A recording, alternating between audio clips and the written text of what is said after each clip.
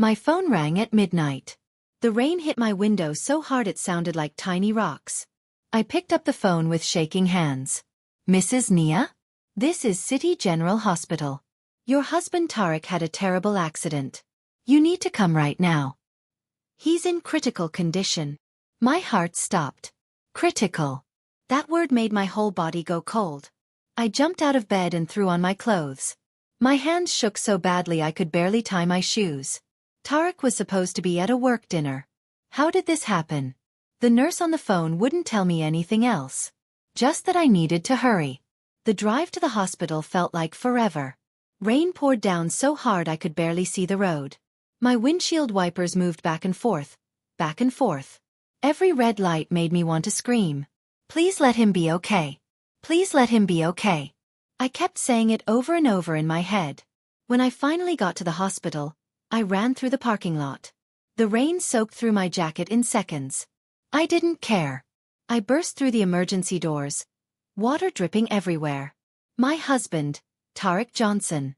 Where is he? They said he was critical. The woman at the front desk looked at her computer. He's in the operating room, 4th floor.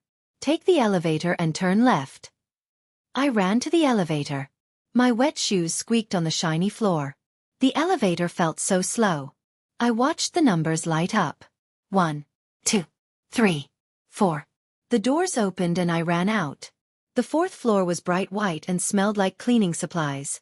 It was so quiet. Too quiet. My footsteps echoed in the empty hallway. Where was everyone? I saw a sign that said operating room with an arrow. I started running that way. My heart hammered in my chest. I needed to see Tariq. I needed to know he was okay. Then a nurse stepped out from around the corner. She had kind eyes and wore purple scrubs. Her name tag said Ayana. Mrs. Johnson? She whispered. Yes. Where's my husband? Is he okay? She looked around quickly, like she was scared someone might hear us. Then she grabbed my arm. You need to hide. Right now. It's a trap. What? What are you talking about? My husband is dying. No, he's not. Please, you have to trust me. Come with me now or you'll be in terrible danger. Something in her voice made me stop. Her eyes were wide and serious. She looked truly frightened. For me. I don't understand, I said, but I let her pull me down a different hallway. She opened a door that said staff only and pushed me into a small locker room. She locked the door behind us. Listen to me very carefully, Ayana said. Her voice shook. Your husband is not injured. This whole thing is fake. He's trying to kill you. The room started spinning. That's crazy. Why would you say that? Because I heard them planning it. I was in the supply room 30 minutes ago and I heard Dr. Vaughn talking with your husband and a woman named Chan Ice. They have a plan. They want you dead. I felt sick. My stomach twisted into knots. No. Tariq loves me. We've been married for 5 years. He wouldn't. There's $1 million life insurance policy on you, Ayana interrupted. They're going to fake a surgical mistake. They'll say you had a panic attack when you saw your husband. They'll say you needed emergency surgery. But the surgery will go wrong. On purpose. Tears filled my eyes. This can't be real. I'm so sorry. But I couldn't let them hurt you. We need to prove what they're doing. How do you know all this? Ayana took a deep breath. Dr. Vaughn has done this before. 2 other patients died in his care under mysterious circumstances. I've been watching him for months. When I heard your husband's name tonight, I looked up his file. The accident report is fake. The photos are fake. Everything is staged. I sat down hard on a bench. My whole world was falling apart. Tariq, the man I made breakfast for every morning. The man who kissed me goodbye every day. The man who said I was his whole world. He wanted me dead? Why? I whispered. Why would he do this? Money, Ayana said sadly. And that woman Chan Ice. I think they're together. They want your insurance money so they can run away. Anger started to burn in my chest. Hot and fierce. He was going to kill me and run off with another woman? We need to stop them, I said. My voice came out stronger than I expected. Ayana nodded. Yes. But we need proof. Real proof that the police will believe. What do we do? Your husband and Dr. Vaughn are in exam room 6 right now, going over their plan. We need to get evidence. Are you brave enough to help me? I thought about Tarek lying to me every single day, planning my death while smiling at me over dinner, kissing me while plotting how to steal everything I had. Yes, I was brave enough. Tell me what we need to do, I said. Ayanna smiled for the first time. It was a small smile, but it gave me hope. First, we need to get the Betrayal medical files. Then we need security camera footage. Everything is stored in the hospital's computer system in the basement. But it's going to be dangerous. If they catch us, they might move up their plan.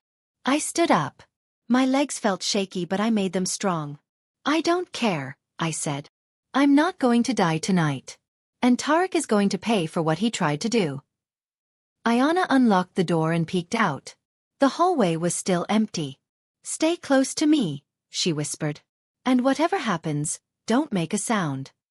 We stepped out into the bright white hallway. Somewhere in this hospital, my husband was planning my murder. But he didn't know that I knew. He didn't know that I was coming for him. The game had changed.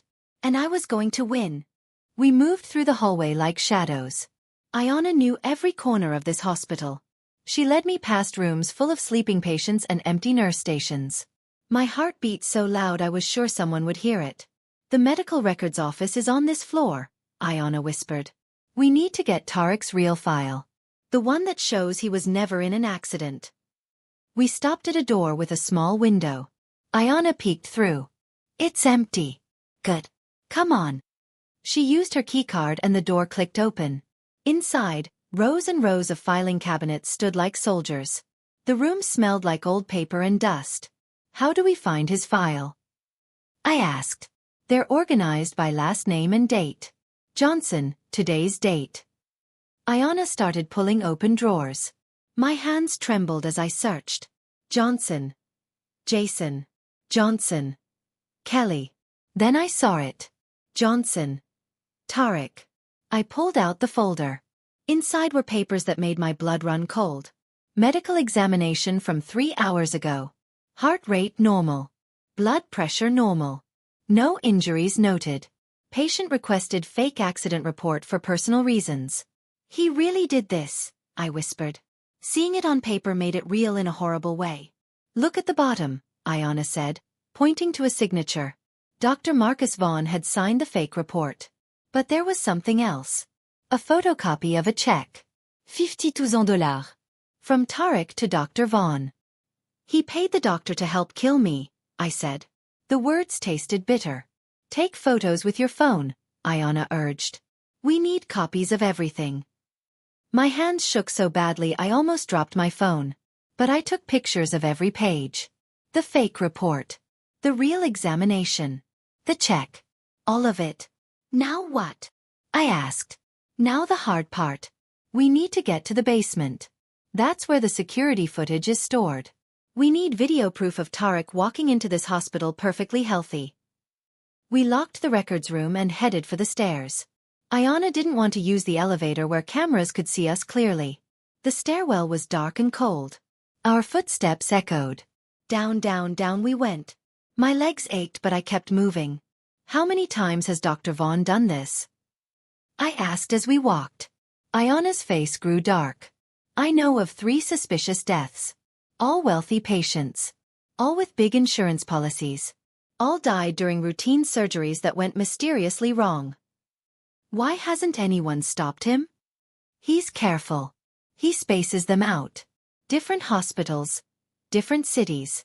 And he's brilliant at covering his tracks. But I've been collecting information. I knew eventually he'd make a mistake. And I'm that mistake? No, Ayanna said firmly. You're the one who's going to stop him. We reached the basement level. The door creaked when Ayanna pushed it open. The basement was nothing like the bright floors above. It was dim and gray, with pipes running along the ceiling. Water dripped somewhere in the darkness. The server room is at the end of this hall, Ayanna whispered. We crept forward. I could hear voices ahead. We pressed ourselves against the wall. 2 security guards walked past, talking about a football game. We held our breath until they turned the corner. That was close, I breathed. It gets harder from here. The server room has a guard posted outside at night. So what do we do? Ayana thought for a moment. Then she smiled. You're going to distract him.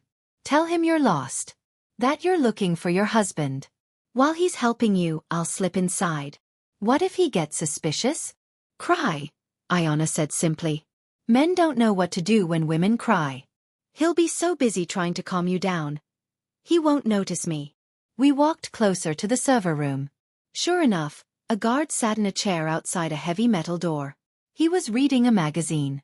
You can do this, Ayana whispered. I believe in you. I took a deep breath and walked toward the guard. Ayana disappeared into the shadows behind me. Excuse me, I said, making my voice shake. I'm so lost. The guard looked up. He was young, maybe 25, with a kind face. Mum? Are you okay? You shouldn't be down here. My husband, I said, and then I let the tears come. They weren't hard to find. Everything that happened tonight came pouring out. They said he had an accident. I can't find him. I've been walking around for hours.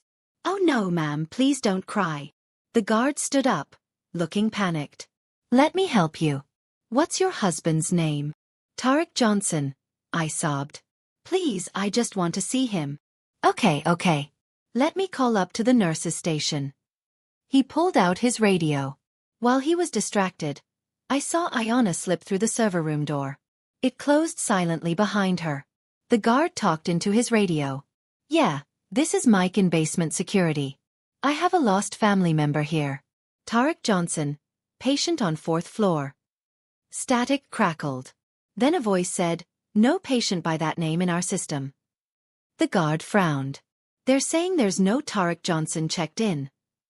That's impossible. I cried louder. They called me.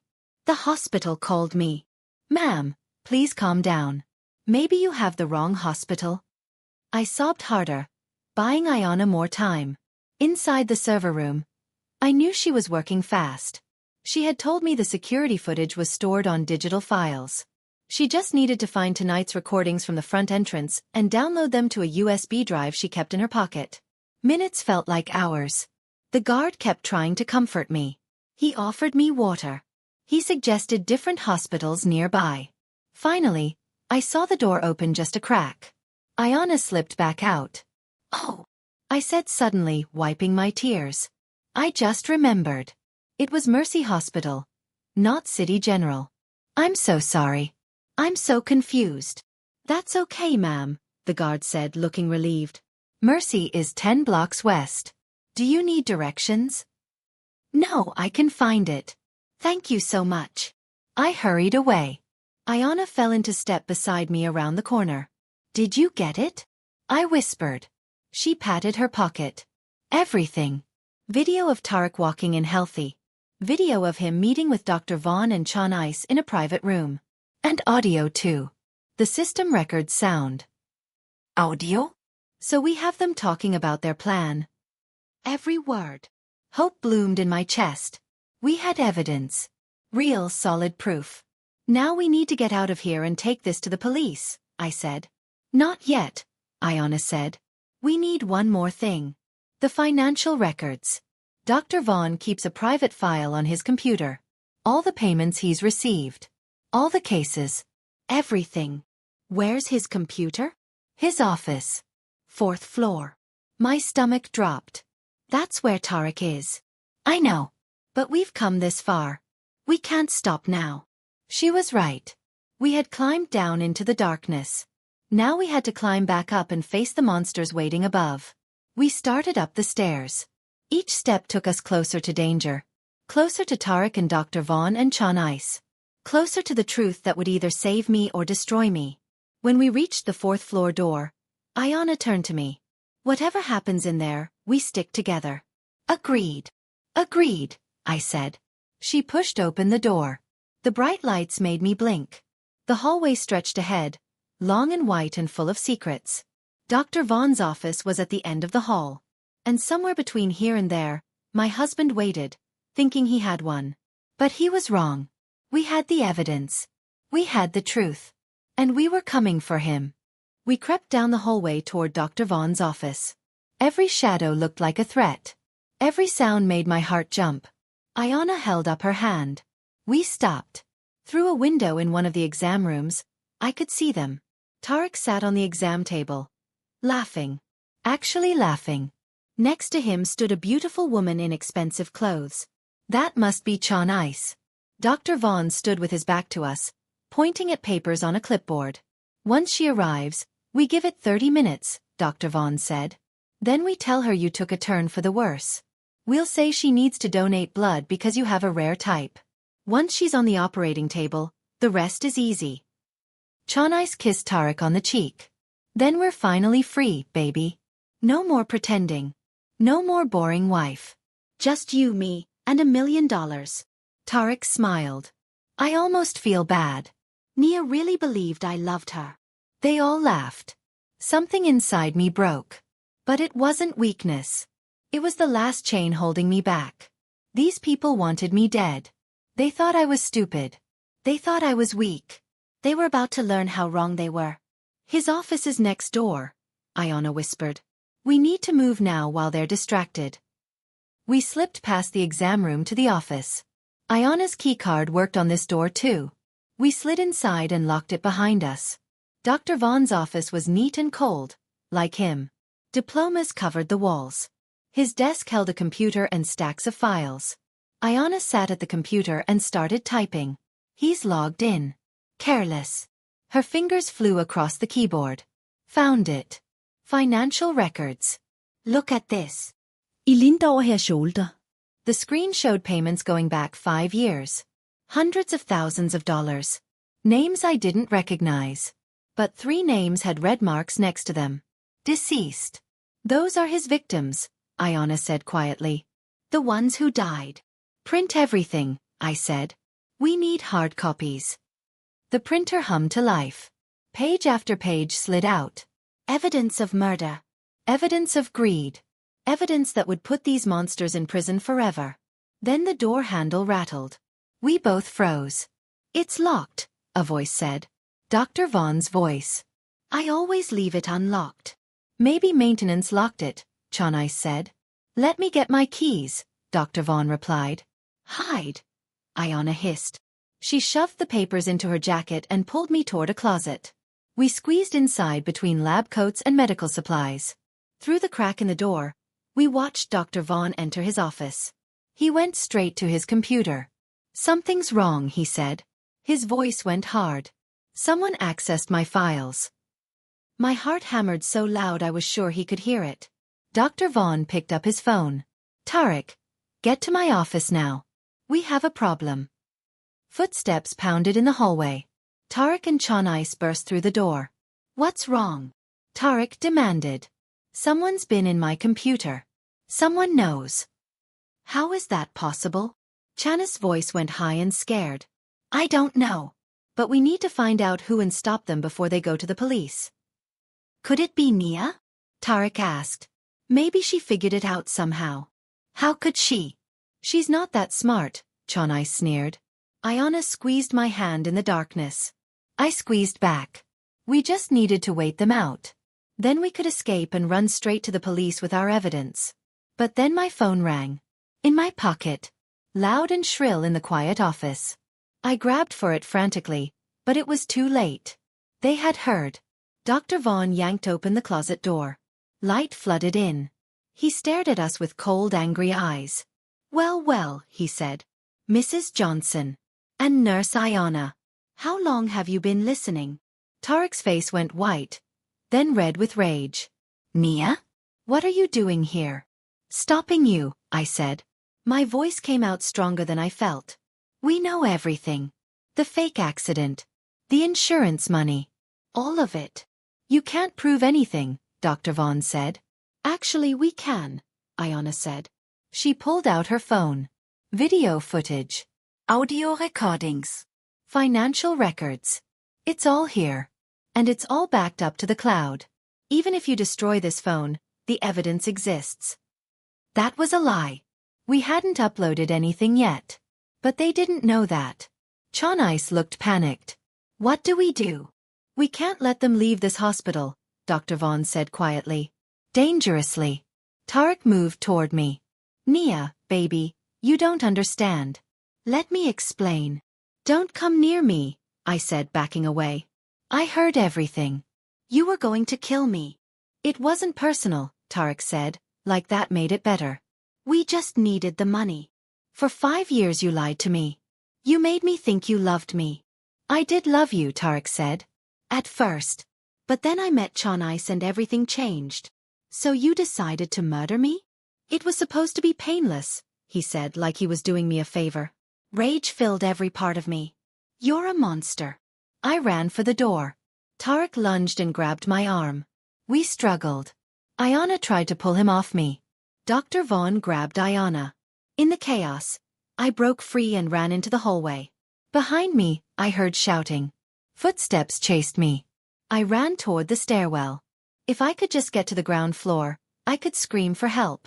Someone would hear me. But Tarek was faster. He caught me at the top of the stairs. His hands closed around my shoulders. Stop running, he growled. You're making this harder than it needs to be. Let her go. Ayana appeared behind him, holding a fire extinguisher. Tarek turned. Ayana swung. The metal extinguisher connected with his shoulder. He stumbled backward, his arms windmilling. Everything happened in slow motion. Tarek tried to catch his balance. His foot slipped. He fell backward down the stairs, tumbling end over end until he hit the landing with a horrible crack. He didn't get up. Tarek! Chanice screamed from the doorway. Dr. Vaughn ran down the stairs to check on him. His back is broken, he said, his voice shocked. He can't move his legs.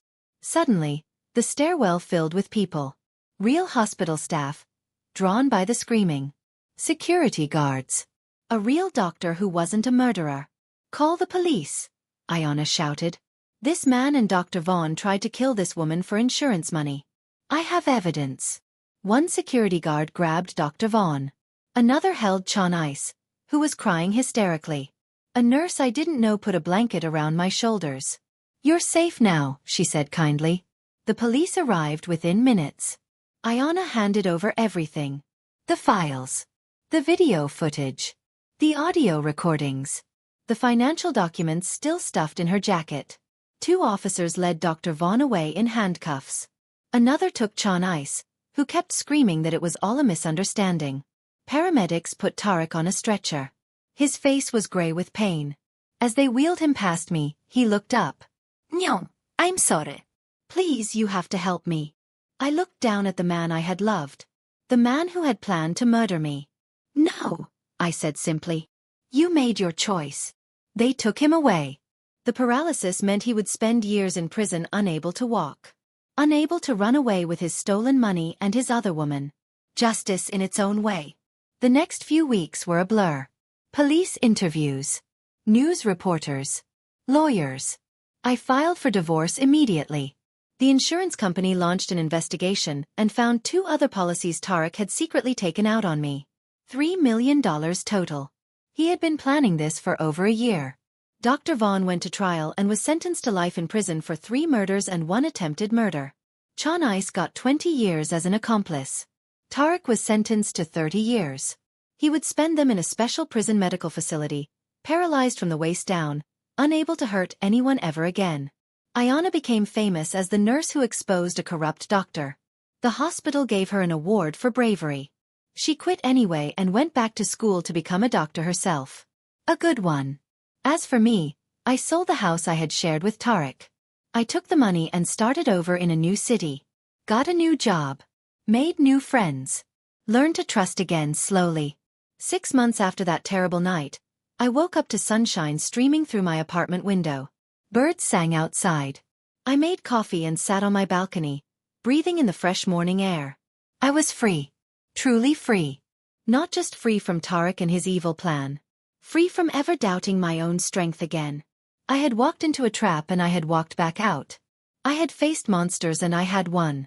The girl who drove through the rain that night, terrified and crying, was gone. In her place was a woman who knew exactly how strong she could be. And that woman was ready for whatever came next.